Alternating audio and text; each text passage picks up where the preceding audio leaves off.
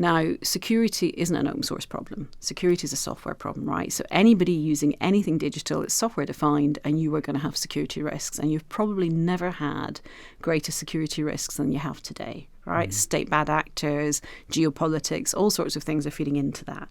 Now, when we look at that as a software issue, we see it split into two. We see the risks around proprietary software and open source.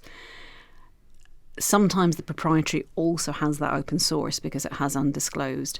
And if we look at a particular issue or bug like Log4j and Shell4j a couple of years ago, what we saw was a small open source project that was really across the whole web, across every website. It really permeated our infrastructure.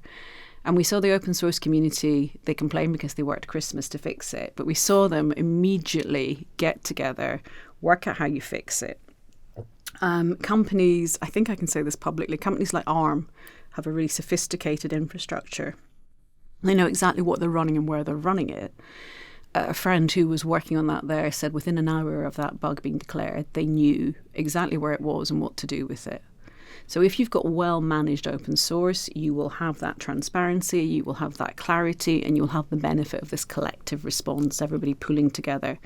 I sometimes say it makes it tougher for us because it means we wash our dirty linen in public, right? Everybody knows when there's a problem.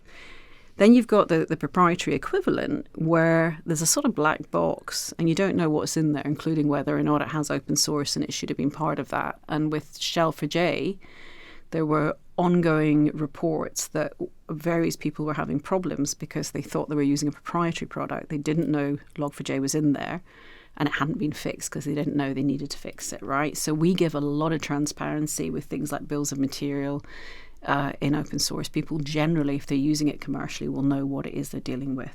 Going back to the proprietary side, you have this black box. Technically, people should disclose when there's problems, but they don't always.